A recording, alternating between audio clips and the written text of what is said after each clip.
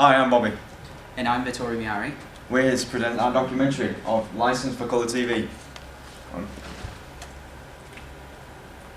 Our topics we'll be covering are racism in the media and how it affects people, Ethnic minority, stereotypes in the media. how the media promotes racism and discrimination. We'll be interviewing with people who have been affected by the media's racism.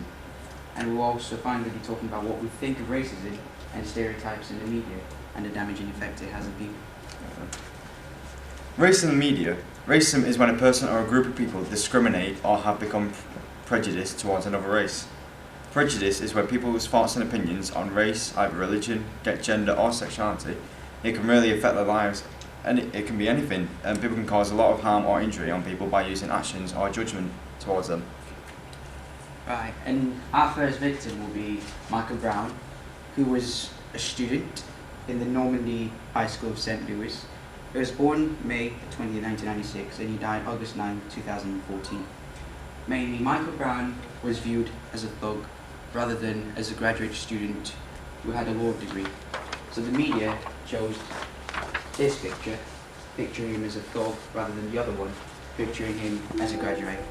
And after his death, there was this thing that came out in the media, if they gun me down, and many people started to post pictures of themselves being a graduate and a thug life, and then they were posing the question, if they were gunned down, what pictures would the media use?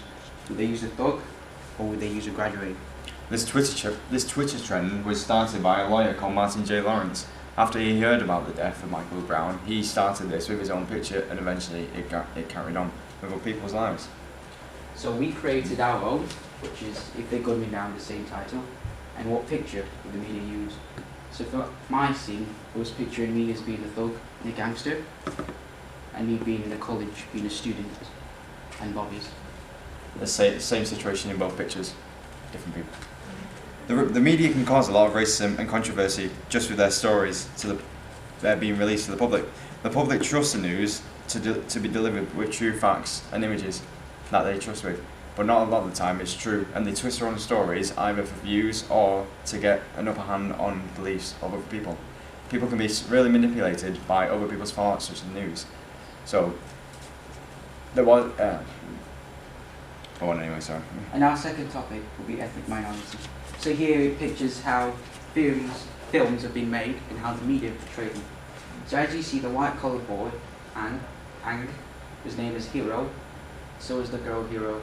But when it comes to a different racial person, they view him as an enemy. The same goes.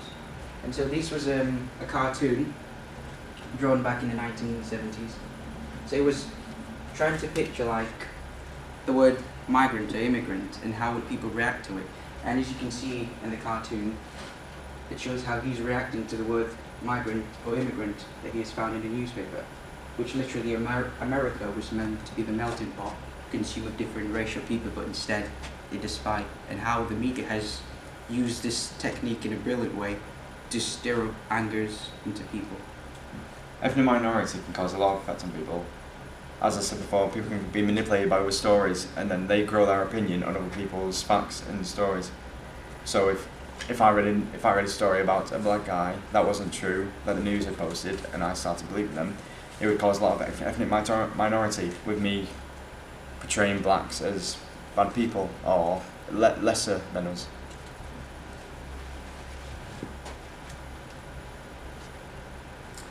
Our third topic will be how the media promotes racism and discrimination. And another person that the media portray, well, in contrast to Michael Brown, he's called Brooke Turner, and he was a Swiss student who attended the Stanford University. So his case was that he raped a drunk woman of the same college. And instead of the media using this picture, a thug picture, but instead they used this one, showing that he was a former Olympic champion. But then, in contrast to Michael Brown, the media could have done the same thing using his graduate picture, not a thug. I never actually knew that, yeah. So, if people have different opinions in the media and they want people to see their view of it, they will twist stories like this. They'll portray Mike, what's his name, the Swedish student, as past university, graduated, also Olympic hero. But with Michael Brown, they didn't say anything about his university degree or his work. They just went straight to a photo they found of him portraying himself as a thug, and they used that to send a different message to the world. And also one more thing is about the third picture here. So this one, as you can see, you've got Muslim, which the media portray them as either a terrorist. The white guy, they've been portrayed as either mental or have some disorder issue. And the black guy, they've been viewed as criminal. So this is how the media operates and how they stir up various angers in people. Over the years, the media everybody makes their own different approach on people. Usually, when back in the 1860s, blacks were portrayed as bad people, and ever since it's grown, they've been known as robbers or thugs, and that they steal a lot. And that's where stereotypes come in as well. We're mostly finding that. So we've been interviewing the people who have been affected by the media's racism, and the two are Michael Brown's parents. And what's interesting about this is that after the son died, they have been receiving tweets and comments from people. But on the other side, they've been having support. But how did the media view this? Well, the media say that if they had trained their child, Michael Brown, not to be a thug, he would have probably been a good success graduate lawyer. But the fact, or the true story, was that he was just having a normal and pleasure time when he got shot. But it doesn't mean that he was actually a thug or lived a thug life. We will be interviewing Michael Brown's parents, as it was a very significant piece of racism in the media, how they portrayed his character. So we would like to hear their thoughts and views of what's happened and how it's affected them, not just Michael, and what the media have done about this or changed. And that's just also a similar case of how a mother just left her child in the car just to nip down to the supermarket. But however, the media posted comments about how she abandoned the child in a car, run away. And this a similar case happened to this other woman, but instead they were saying she was just like mental disorder, so she left the child in the car. But that wasn't quite right. It's a really significant piece of stereotypes and racism in the media is mostly based on TV shows, I believe. I'm going to show an example of Family Guy and how they portray a lot of people as stereotypes. Family Guy is a very popular show in America, as well as much as the world, created by Seth MacFarlane. But I'm a big fan of the show myself, and there are a lot of stereotypes about other people, blacks, Asians, just all over. But I don't see anything wrong with this, as Family Guy is a comedy about a family, and they say a lot of stereotypes, and they aim it at the whole world. They don't just aim at one person. They don't just aim at Asians. They go all around and saying a lot of stereotypes, and therefore not false. But anyway, we're going to show a video of stereotypes in Family Guy and a lot of their examples.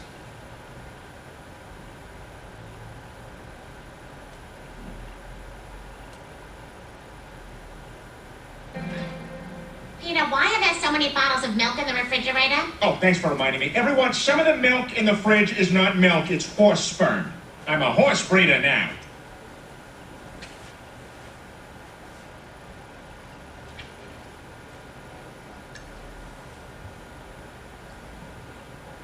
Take him out. No! Check it out. It's a John F. Kennedy Pez dispenser. Oh, well, good thing I still have my Bobby Kennedy Pez dispenser. With your head. Well, this thing is worthless. Like my Palestinian alarm clock. Allahu Akbar! So this is one of the examples that a lot of Muslims are terrorists, and they've aimed this out to all as a joke. And so the main idea behind this is the media portray this: when the Muslims want to commit suicide, they shout Allahu Akbar, which means praise God, and then just kill themselves for no idea. But would you judge a book by its cover? Would you judge one person for the entire nation, classifying the entire Muslim nation or Muslim race as a terrorist, like the media have done?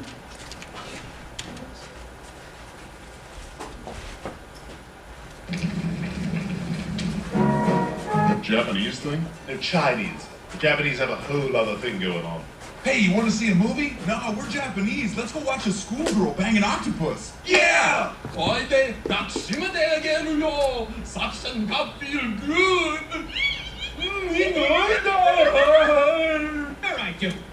This portrays that a lot of Asians most of the Asian communities only watch a lot of anime, and it's, Yeah. just Calling a lot. them a weeble, a classical term for people who watch animes, and saying that they take anime too far. But to think of it, anime is just for fun, to relax the brain, and not just something to be criticised about by the media. And look, if you really want to learn how to bang that thing, there's no better teacher than your old dad. After all, I'm the guy who taught old Asian people how to get on the subway. Out of the way! Nobody else noticed! All right, you made it. Now twirl that long hair sticking out of your face more. And cough. Cough like you never coughed before. It has come to my attention that there is a Chinese among us. Rest assured, he will be found. Security is launching a full-scale investigation into the genealogy records of every single one of our employees. This man will be found, and there will be dire consequences. Too bad about that Chinese guy, huh? Well, this thing is worthless. Like my Palestinian fire alarm. Allahu Akbar! There's another example of Muslims and how they're portrayed again. This is just an episode, but I don't seem to think that they do aim at specific people. I think they aim at all over the world about other people, and they put it into an episode. Plus the timing seemed good, because my dad just quit smoking and he's a little on edge. Who took my checkbook? Ellen? Why is there a pen cap and no pen? Man, look at that Steve Buscemi. Every one of his teeth is in business for itself. You know, Steve, the art director's job is never an easy one. That's right, Scarlett. But this year... Hey, where are you going? I'm going to the Elton John party. What the hell? I told you we were staying for the governor's ball. And I told you, Tim, we would see how the evening plays out. Are you sure you're a real priest? Yeah, I can vouch for him. He's real. He's molested me many, many times. Sorry I'm late. I was busy doing, innocent, non-molested things. Wait a minute. 2 priests? That is impossible!